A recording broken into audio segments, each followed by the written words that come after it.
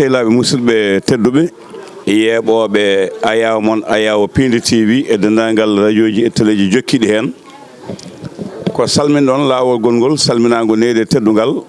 en garte jewte men jilluuji ɗi keewɗen wadde e ndeer gure men hannde noon gonɗen ko ɗo e ndeer dalngal Birkilane on jeeɓi caméraman ko ƴetti gila subaka jawdi ndi ko naatata ko yaltata otoji jahooji e gartoji addi lappol ngol ko Alaji Amadou Dikal Ba e wondude Abou Samba Diop kaldo e mono Djibi Dieng jogui caméra o e Amadou Diallo woni chauffeur meɗen e nguɗon jillu noon keeringu e toɓɓe tati nani en haade men hokkude bandiraɓe ɓe tawɗen ɓe goo ko adde jokkude enɗam hakkude men e bandiraɓe men ɓe puɗɗode ɗen gila e dumunnaji fodde joni duuɓi ɗiɗi walla ngakkude seeɗa kala ka eɓe dillina eɓe tintina en kala ko jiiɗen no foti nafde saktede ɗen kalda e mabɓe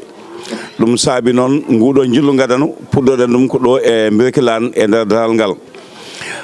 ko yettudeɓe e jarnadeɓe jetto joguiɗo fuɗɗimolaɗo haaɗi miijo wongo ngo ko caggal nde jewtene goto e musidɓe men jiiɗen darde mum ko faate e gaynaka e daray woni Alaji Mamadou Alaji Mamadou Amadou Talla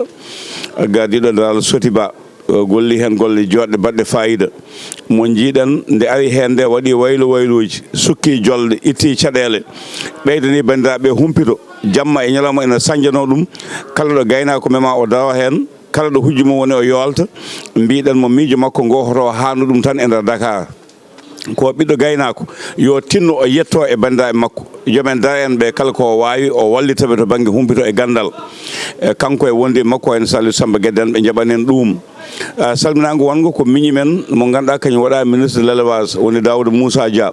nde jaaɗen kuubuk ñanden en jettininalal makko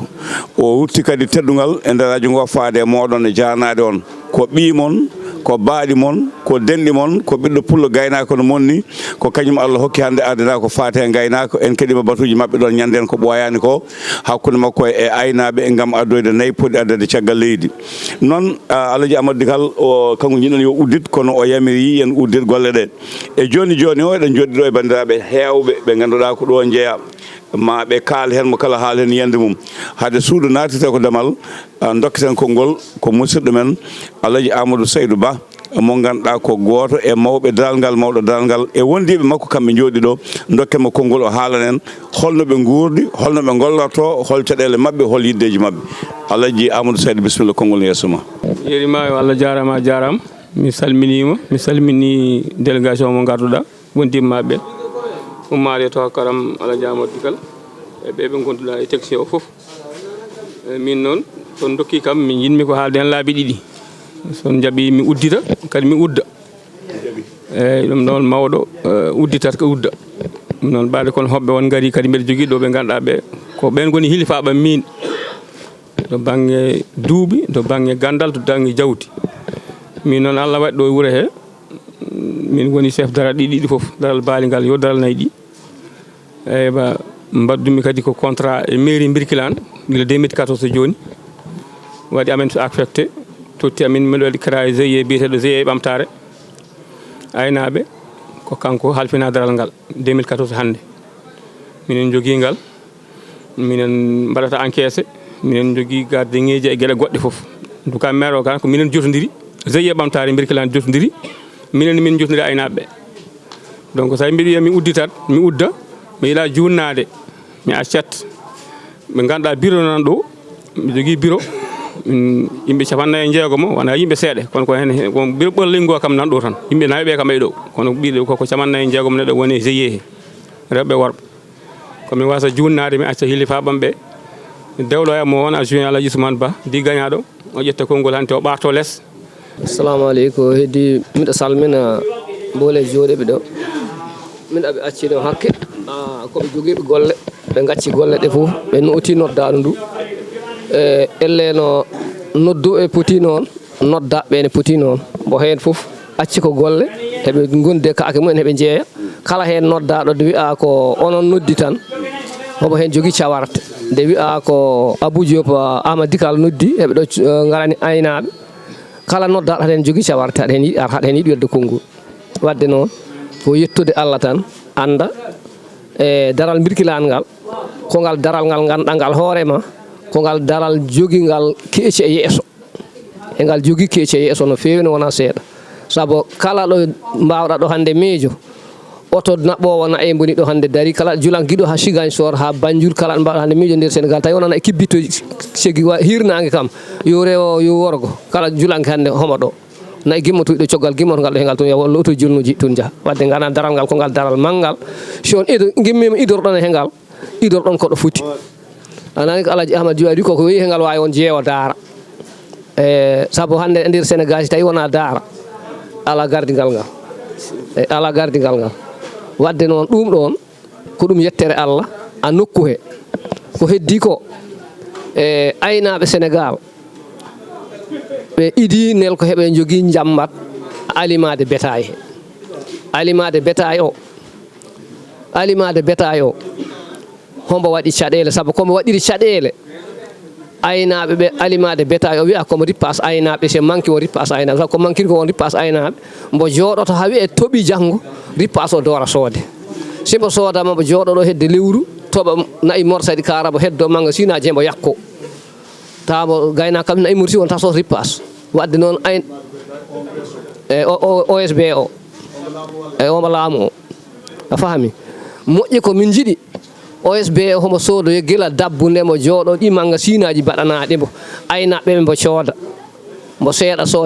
soode mbo walla aynaɓe e simo woppama ha wiya a tooɓi gata meɗe mbo doori soodo simo ari ɗo mbo wallata aynaɓe commerce aji ɓe gaddanimo wadde noon ɗum ɗon ko caɗele aynaɓe Sénégal ɓe gaynako wawa asot wadde ɗum ɗon fof koko jari toppite hino waɗi caɗele ɗe ganduɗe hoorema a ndir cumuji he ladde kelkowne ndena konde sumde hande laaɓi so a noddi wi e oto ala tawi ministére élevage mbo walla aynaɓe walluɓe ladde nde nde buurnede waɗe parafuji walla ɓe autoji siko cumu sumini autoji mbawɗe nippoy nokku fof wana mbalka ɗum walla mbalka kelko woni walla mbalka laɓgal walla walla mbalka mawka secteur ma waɗe ɗon mo ganduɗa hoorema ladde juppita paddata e goto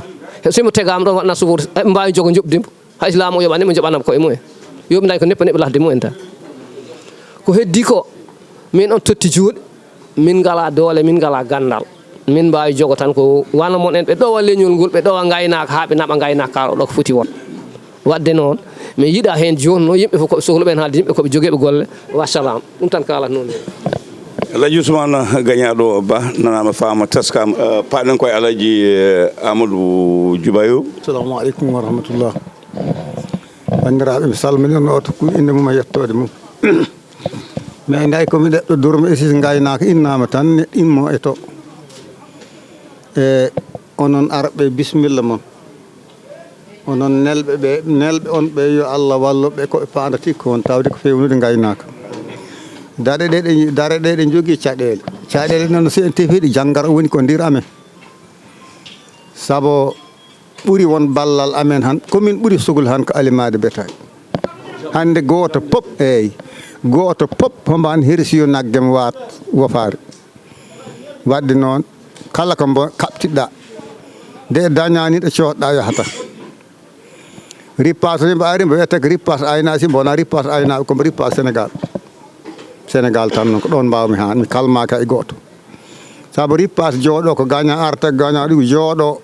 de nayi pappata ndir caɗele ndir holloɓo ndir caɗele ripas yiyaka yaha gawle jawle jibina ripas mbo soode minen ɗum ko caɗele amen ni noon kam mi kalmaki hay goto saabu ripas fotani tak jeeyo passion udde passion mbo yeeya no resta yaha rangoya fotani won aɗa andi bool walla fayane ñamata ripas minen mi Amadou Bodiel boni jooɗi accatami fena dari dañi sakuji 4 joom restaurant dañi sakuji 10 min meɗa yiya mi anda no waɗimo noon mi anda defan mo yeeya yimɓe mi anda ndawa kaɓɓa pucci ma walla oto ma jogoɗa e 400 nagge gara daña sakuji 3 joom restaurant daña sakuji 10 ina hawni in fo ɗum ma ƴeewe e ko ɗum caɗele mawɗe cumuji ɗi itta taƴi ɗo ko kuugal mbo hulani Allah hollaka luucol waɗata koko weli ɗum tawde sa suumi ladden haydara ko refta ɗum haydara ko refta ɗum min meɗa andi cum saabu simi heeɓi ma dolli koɗi meɗa andi kewe cum sa noddi neɗɗo wima chauffeur ala ɗo walla wima ɗanaki hanki naggam ladde suma ha laaɓa te enen ko ladde nde woni gurdam men ladde nde kam nde woni gurdam men moƴƴi ko parafuji ɗiɗi ndeme ripas ara de demba fuuti ar neɗɗo noon sa acci a lappa ko tottanta ɗum sawru hanti tawde leylima kay poɗɗan ndimda ɗum ñawdoya accama huɗo mursi ha ko watata ko wati ripas o doori ar komin mbatta o ministére Allah addani en ministére kesso yo jogor jaam yo Allah wallu ɗum hokka ɗum wone yo ripas ara nde demba fuuti ar minen min ñamlaki comme no seko min guittat min cooda min ñamlaki de min cooda esi yo min jiiɗu min coodi neɗɗo jooɗoɗa udde magasin mum sooda ripas sooda saku 5000 walla 8000 ara homama yeye 11000 12000 ɗum wona hunde moƴƴere fewani ripas o simo ari taske ala ɗo jeeyata ripas yalti par saku yel gooti saku ɗiɗo so jawle jibini tan nomba fula mi anda dombo wonata mi anda mbo toɓat mi anda ɗo yaltata ndembo sohla ndembo yiyetake ndembo sohlaka ndembo yiyete yo gacci commerçant go ngo rippase yoɓe tottuma kaake ɗe ɗum taki mbo ara ko heddi ko onon arɓe on jarama on jaayi ko potɗon yaha si on gari ɗum koko foti toppite ko ɗum hunde mawde ngal daral noon ko ngal daral dara ɓuuri ngal mawni esi noon si yayi ha yimɓe ɗomɗi goto fof togan takatogo ribbudere nde woni mais ndino waɗi ha ɓe ganda woto anduɓe ribbudere a yii ga ndiyam ɗam wattinto si beelɗi gasi ɗo woni laal ngal saabu si yayi ha cet selle ha nder har daara ina heewi nayi sewa toni nagge wange gueres ko ɗo tan mbawɗa ɗum yi ɗo tan saabu ɗi goni jamɗo teeɗi koɗi pewnaɗi iyano ko nayi wanama wona naggo ñum ara dembo riwrono ladde ga affaire o woni so heddima keewal noon ko to woni e si noon si yahi ha satti ha secours o ɓoto o kerwi heddi monten secours ko ɗo woni secours o Abou Diop bisimilla ma jarama sa innama ɗum tokoro inna minen min cawrate heddi ko noon yo kurkali yoɓe mottir amenne hunde ko rendu peccat Allah jarama on jarama. Assalamu aleykum bandiraɓe mi salmanima Abou Diop mi salmani Amadou Dikal min mbi on kadi bisimilla e birkilan ene wayno ko daral ngal garɗon hande ngal woni deuxiéme daara e ɗo Amadou Djoubayrou wi wadde ko daral manggal garɗon daral ngal ganduɗa ko ngal Carrefour Tamba ko ɗo Ziguinchor ko ɗo Banjul ko ɗo Dakar ko ɗo hay département Linguire ɓe dawat toon ɓe duggo e gaaya wadde ko ngal daral manggal nder Sénégal hande kiɓtina ngal e si on gari pour caɗele gaynaka mamin on kalan caɗele gaynaka saabu on tawi ɗo caɗele gaynaka nder lisdi he ko idi ko fof ko ɗo tuggoranmi e Birkila miɗen jiiɗi route national o ɗo mbo riwe e gaɗa daral he dammoɗaji kewɗi peerama ɗo wadde si tawi laamu hembo amen wawi wallo ɗon hay si ɗum weeɓani ne miɗen jiiɗi daña fof ɗum waɗe mburgal jawdi ndi watta ɗon riwde eyyi ko lees nayi ɗi dewra ko lees ga ko ɗimmiti ko on kaali cumuji ɗi cumuji ko kewɗi hikka nder Sénégal ko kewɗi hikka nder Sénégal saabu foore quelcom tan kombo 28 000 hectares ici hebinoma mi wima 20 000 hectares o fof suumi sa yahi région département Koungheul kombo 95 000 hectares o gonɗo toon foore son silo pastoral o mi hebinoma mi wima 80 o fof suumi heddi ko ɓuura 15 000 hectares si ɗum yawti rippage o min jiiɗi ko yomo ar law sembo kiti ari lawne yomin balle rippage o ɓuura weeɓ rippage o mbo sayi saabu sako jipporto ɗo ko 8500 de 8500 weeɓani min jiiɗi ko OSB omo ganduɗa kamɓe woni ɗo yomin balle mbo soodoya gila law gila lewru fi ɓuuri si ɗum yawti probléme goto hembo hande e Sénégal siko tawi mbo sakkanaka feere ko ɗum probléme gaynaka woni mboob mboni immi rewo mbo rondi Saalum commerce a leeliɗo Dakar walla leeli Louga walla leeli Touba rippa ɗum eten nippañi waɗani aynaɓe pewna lakdele ɓe nippa ɓe pewna hedde guese mumen dokna woto mum ara yotto booba ko woni ujunnaji 2 hectares kam yeeya million ngaji 10 walla million ngaji 20 suwoyta jaygol waɗoyta ɗum miɗen jiiɗi yo ministére de élevage ƴettu hen yo ƴettu hen programme yimɓe jooɗoɓe mbaktadina hen perfeji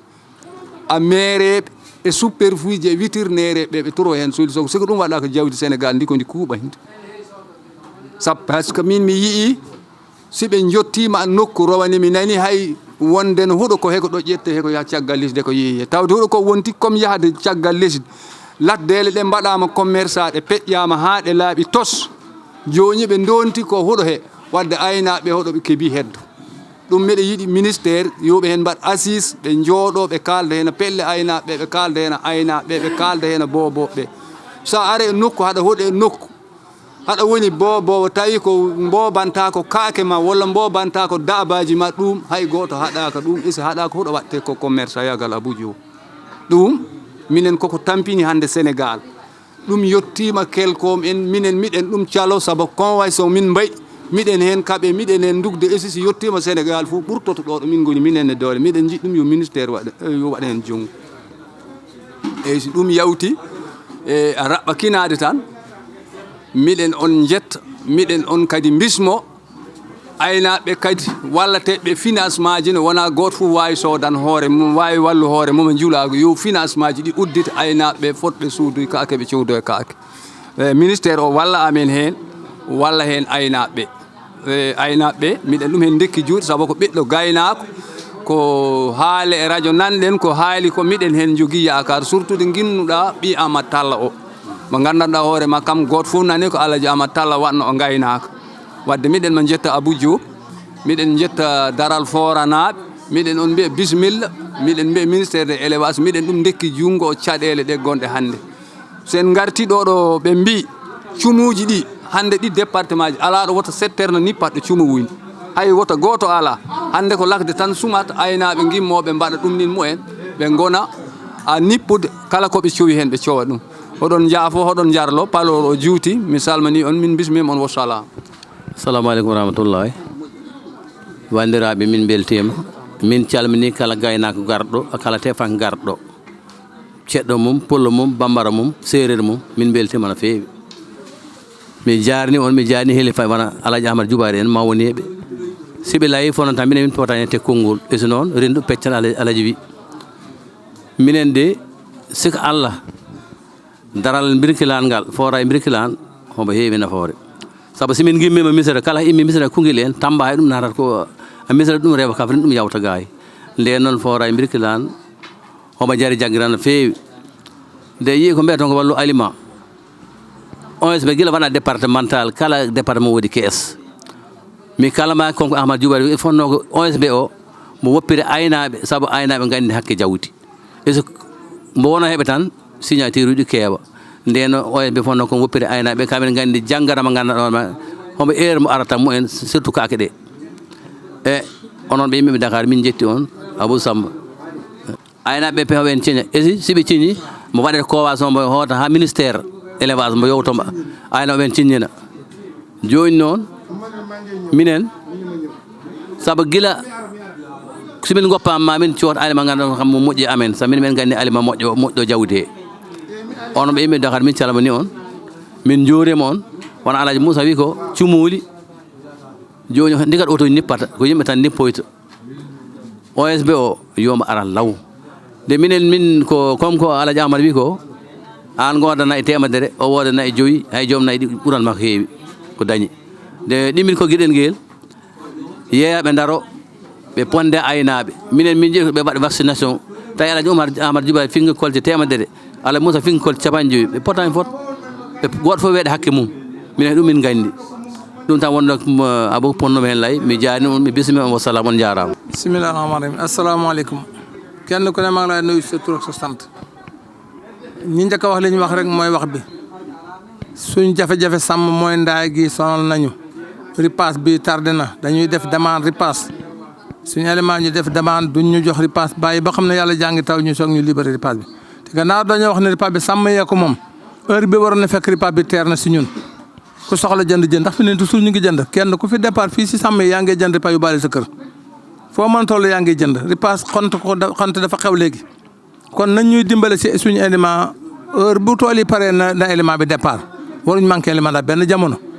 mais toog ba xam ne fi ne yàlla jàngi taw say nag tëli nañ nga soog a jënd nga soog a ñu ko indi élément bi suñ ko indee njaayeen bi comme ni ko ñëpp waxee rek moo fi ne parce que da ngay ñëw nit ko xam ne xamul dara ñëw ne alors damay jënd kenn ñëw dafay jënd kenn ñëw dafay jënd te soo ko ci tere ñu dem ci yoon suñ demee sous préfet ñoom la ñuy jàppale ak préfet yi parce que dañuy wax ripaas bi ñëpp a si yem ñu teggalee si ripaas bi sàmm yi di ko jaay ñeneen ñu du sàmm ñun ñi nga xam ne ay responsable lañ di toog ci kii magasin dañuy sonn lool ndax danañ gis ku ñu war a jaay tey fukki saako gis ko xam ne ki warul am benn saako ñu ne nañ leen yemale man de loolu rafetlu ma ko te dama koy bañ maa ngi koy bañ sama département Mali maa ngi ko fay bañ su ma amee jàppale dana gën a continuer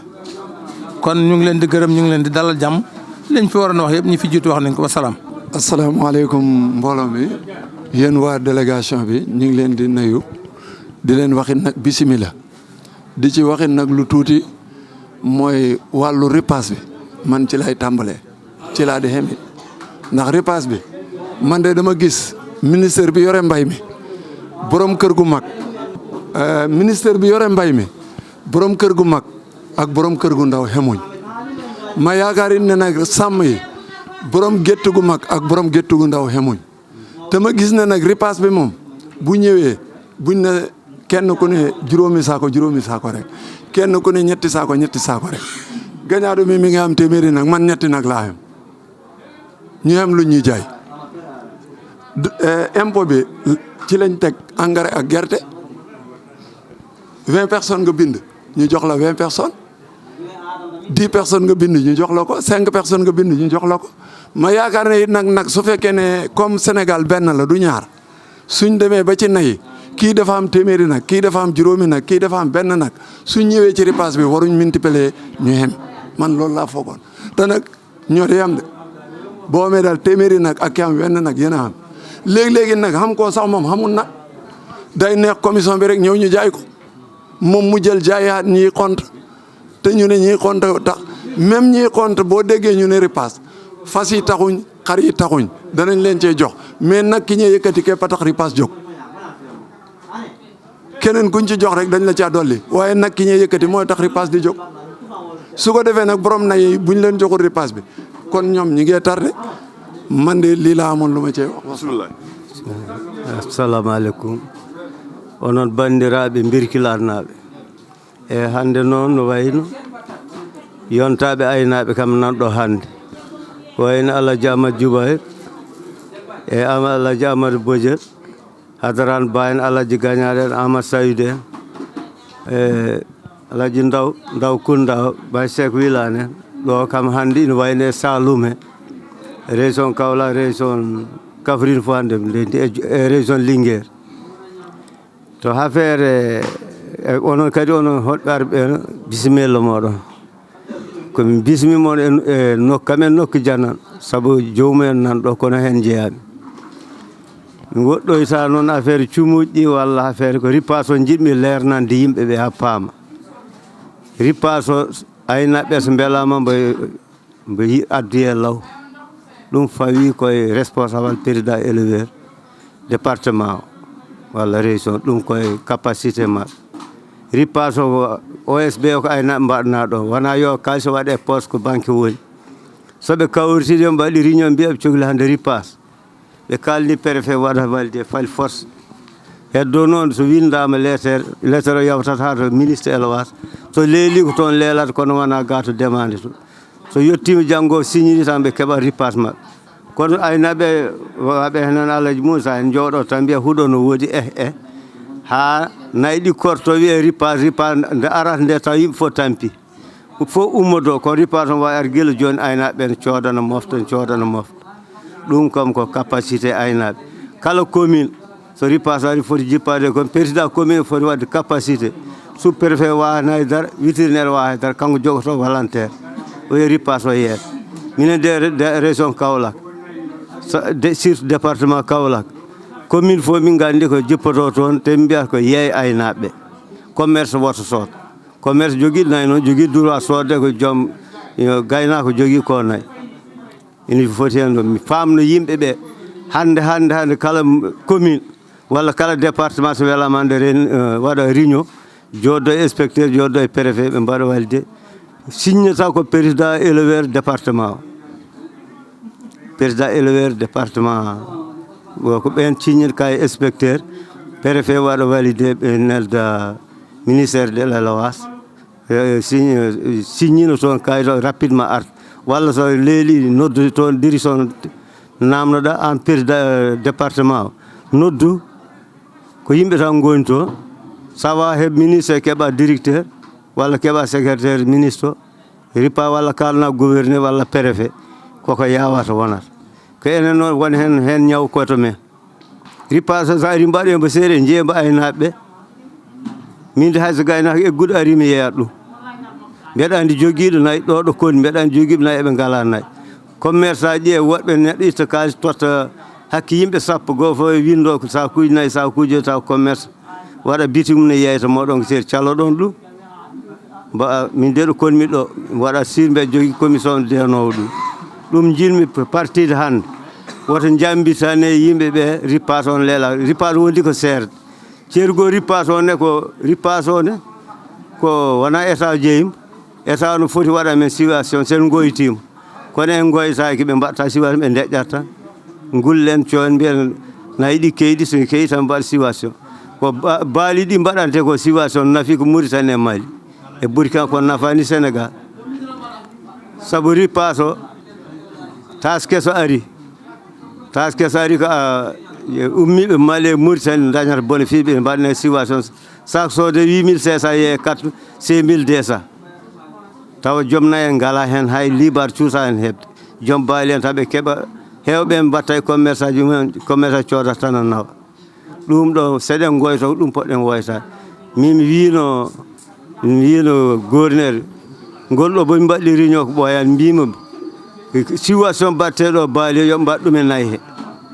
yo mbaɗa ɗum saabu baali ɗi so gari ɗo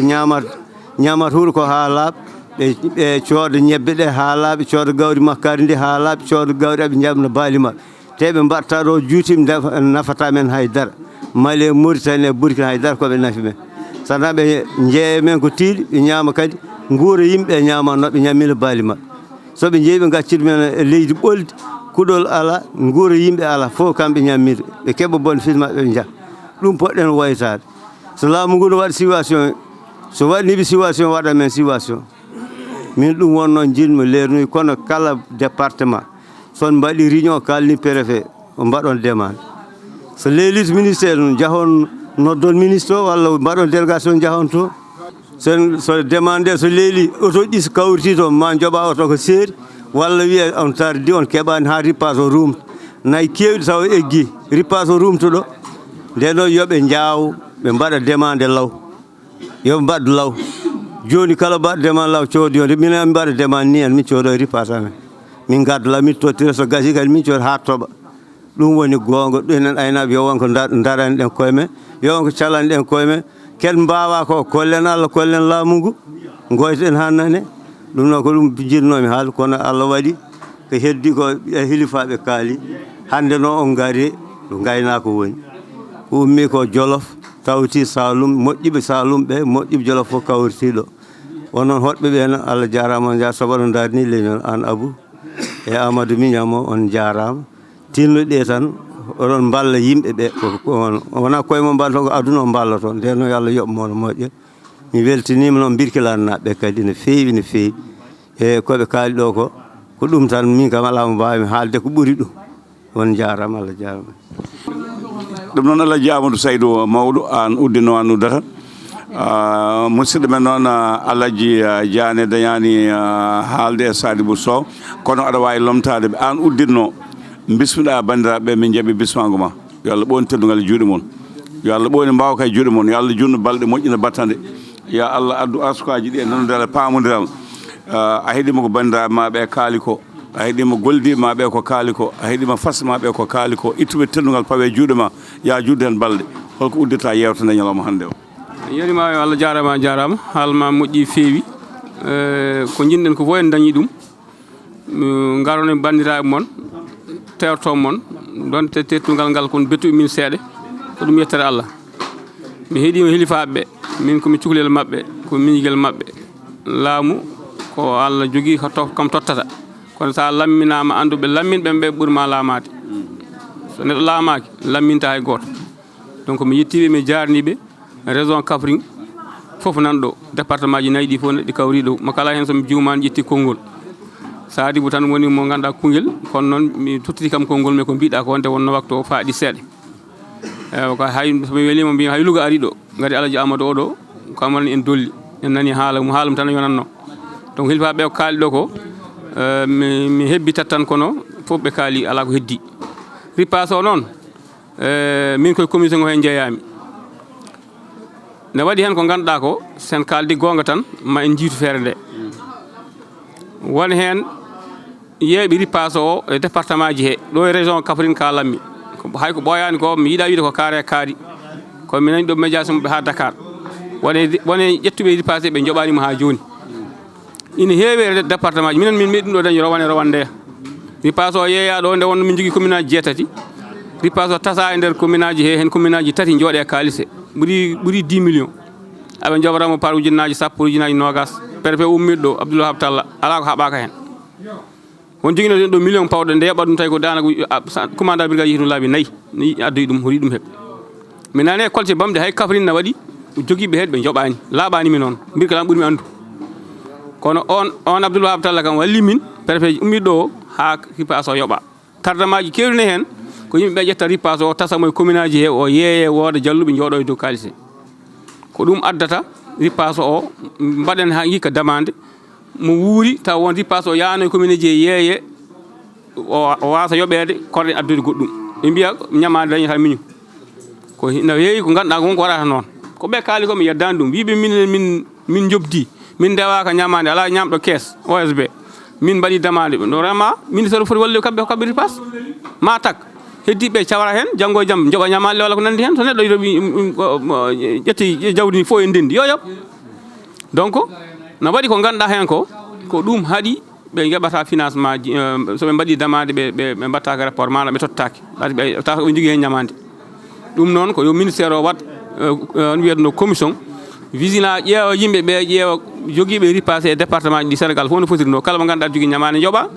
aynaɓeɓe ko wi ko janvier février so ripas arani ɗo wani sodiyaka ko nafata so jooɗatama yawde juin juillet ko on ripas ko waɗata ɗo anani bon to banggue situation e opération tabaski ɓe kaali en nani ripas o janggat ɗo arde enen elleno ko aynaɓe woɗɓe kettoɗen ha gara mawnamo ko haali ɗo ko joni nani Kalidou Ba situation ne mbaɗanteɗo naatoɓe leydi ndiɓe alna men nafoore elle mbiyata jawguel gotel ha hitande darto mo wuuri so guel waɗi handicap 90 jours 40 heures manam lebbi tati balɗe 120 waɗe wiye tuuti woppama taxe woppama yo jawdi weeɓ te an jawdi mbiyataɗa weemna ndi a soodoyaniɗi a jolnaniɗi an datuɗi ummi te neɗɗo o waɗno mawno Amadou Digal sohlen ko jawgel gotel par hitande ndi waɗa handicap leydi ndi panda lebbi 3 balɗe 120 wiye situation ne waɗama haydara ko taxi ala mairie ji ɗi balɗe taske ɗe andi tan kam danaka ɗum balɗe sappo e 1 walla balɗe sappo ɗo ɓe gonno ɗo mbalit gonɗo no e ko wonande way ko wayno ko birkilan ko minen duttoto min ƴaawa yimɓe na bela toon e pitta gaɗa kaali haalim ɗo joni anani ko gonga ni enen mabɓe jiidi ko yahata enen fof ko en aynaɓe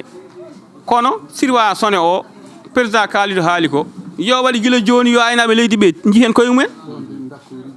kono mbita sone ko ma heddo e balɗe taske lewru waɗi wiye sarwa sone waɗama sago coodano 8000 nangam yeeye 4200 so arine o tawata ɗo aynaɓe ɓe ko waɓe nan ɓe jaggata po sawlo peccodiramo ɗo ene tawa aynaɓe ɓe jeehi ko ha mo wuuri to yewete donc so yi ministére o immima ari woni keso woni bandi men woni ƴiƴa men woni gaynako yo tinno o waɗa hono mon ni no mbaɗɗon ni o neli mon naam kono yo ɓesdu kadi yo yaha e nokkuji he o yaha e point de vantage he o heɗo aynaɓe ni no mbaɗɗon ala ko faɗɗi ɗum ni no mbaɗɗon ni no mbaɗɗon ko ni poɗɗo hitande fof no poɗɗo waɗi laabi ɗi laabi 3 oɗo saha joni mbaɗon opération jeehon yimɓe nannoɓe ko haalte ko donc min somi arte haala he ko aynaɓe kaale ladde ko en nani ɗum en tant que noon responsable ɗo ɗo gonmi aynaɓe ko ɗo kawrata ɓeɗo jogui ɗo jafe jafe manam ɓe jogui ɗo caɗele e nder forage Birkilane mo ganduɗa o somi welima ko maire o min baddi ko contrat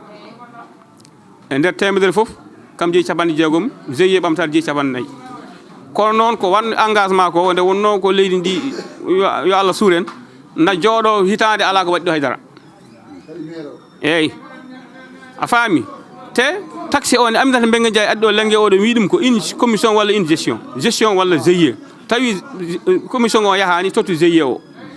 commission gonnoɗo o yahani alnamen nafoore min jani hen koye men mairie o heɓani hen kalis sansi noon addi totti altinmo GIE ndena hande min gandi komin mbestamon foti mi yiɗa ɗum haalde radio min jiiɗi noon ko yo tinno daral ngal jiiɗa ngal ala duus ɗo ɗo neɗɗo ummima yaha haaju mum ala e maggal anani jama oto waɗa to ko ga waɗa e nder fandu he na wawi noon tawa maire o waɗani waɗi ɗum ko waɗi ɗum ko plan o way noon walla ko man entrepreneur o amin jiiɗi ministére yo tinno o jippina élément ji garɗo jiiya somin daña sago amen ni no daara wawi ɓaade ko minen goni jeewo gaynaka ko daara woni gorko minen goni rewo min jaaɓi yoɓe tinno ɓe gara ɓe ƴeewa daral ngal ɓe uddita dammuɗe ɗe min mbanne dammuɗe moƴƴe Alaji Amatalla on mbiyata on mbiyatno Mamatalla ɓiyam ni no soddi ba wayi somin dañin ɗo wadno min no moƴƴi waɗe dammuɗe moƴƴe fewne ha feewa puusa udda puusa uddita ngal waɗe kabinaji ɗi min jeehi ha farataji mumen kono ɗo duus moƴƴo ala ɗo éclairage moƴƴo so wona ponuji ɗiɗo ɗi jiiɗa ɗi mbaɗa ɗo ɗum ɗo fof ko jafe jafe mo ganduɗa ina hen e nder commune he en tant que noon ko min Allah waɗi ɗo aynaɓe kaali ladde nde min mi haala nder wuuro he Alaji Moussa nane haali ko ful biyata ko mburgal ko Allah sen mbiyama tubak e ɗum pom ɗo kolce nogase naggam ma yiɗo e oɗo virage ɗo min o Alaji gagnade nde min mbiɗo nde hitande dawal ngal waɗi ɗo ni ko ɗum ɗo min dogno hen seɓɓe ni no mbi maggum wahonnako mogin maggum xamonnako kono on tuma préfet wi min ley toto min jiiɗi toon Birkilane jeeya toon haɗum midde adamen caɗele ɗo ɗo waɗa ɗo ko jeune virage uji ɗiɗi virage nana ɓe gar toon nde ɗo virage goɗɗo nani 1 kilométre fof ko danger ɗo ko cangol woni ɗo ayi waɗa ko rigolaji nani ay oto jahowo rigol woni so rigol woni ga so nayi mbi telle dow godron he ala ɗo jippoɗɗa ko ma e waɗi tan hay neɗɗo bomama ɗo ko ɓoyani ko jakarta waɗi ɗum ɗo ko ɓoyani gaynako ɗo nde dawi ne yilo dépasse mum ɗo ma wonani hay lebbi ɗiɗi a faami nayi mbarama ɗo donc min jiɗɗo ɗo so wawa waɗede ko Alaji Moussa wi ko mburgal lesne yo waɗe dodan kam yo virage premier o lappe dodan goɗa waɗe dodan so oto dogui 80 walla 100 à l'heure so yi kam ɗo so andi so yani ɗo kam ko leydi fayi ma yaɓɓit koyngal mum min dokke oɗo dimension oɗo 1 kilométre momin calino yo waɗi donc andi beweyo mbus yawti kono min mbaɗino dodan ɗa min mbaɗino dodan ɗa so oto ummima dawna doga vitesse so yi dodanoma dar anda ɗo ko fora e woni ɗo so waɗa dow dan goto hay so mbawa an tadi wona ɗiɗi goto wona ɗo goɗɗo wonga sa ummima Kaolack an yalti wuuro ngo sa wi aɗa waɗa 5e ma yi dow dan a yaɓitat o mburgal mo ganduɗa so tawi jawdi ngabbima hande Allah jippoto sa yi dow dan goɗɗo yeeso ma yaɓit koyngal ma jawdi ndi wawa waɗa transfert ɓe mbaɗi min mbawa waɗede aménagement hippe jawdi ndi rewo dow ko so jalti joni o mami hollu mon sen ummima ɗo jeeyatmi yiyamon nani pilmon ɗum kollon ministére o mbiyen ɗi mburguluji gonɗi ɗo ɗi ɓirde men caɗele jawdi boni ɗo eaux et forêt ma yiɗo hay nagge sodange 2 millions 500 ma yiɗo ne wonde ɓiyo jirane coce nogas nangam ɗeɗe hay onon fof radio sénégal arin ɗo oyo station woni ɗo min gonnodi tan ɗo min mbaɗi ɗumen passion kono hay jara komin jii hen donc so jeeyi mbiyen Mamadou Amadou Talla fof wawa gas Allah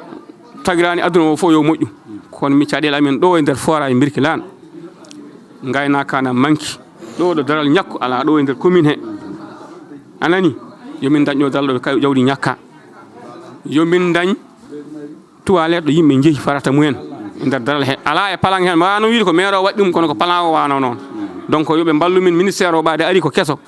yo jogoro jaam ko miñi men ko bandi men ko ɓiɗɗo gaynako yo tinno jippo e terrain he o wasa wonde tan toon to dator makko mo fiya ko ɓuuɓi tawa arani gaw yiɗede tekkala muɗum yo jippo gaw ara walla o nelo nino waɗi mon o waɗa noon hitande fof hesgo laabi tati o ara o yiya ɗo jafe jafe ɗo donc min noon somi haalani Birkilane mi haalani Misra mi haalani Sénégal fof donc ko jinmi hen haalde ko ne heewi kono noon koye radio kalten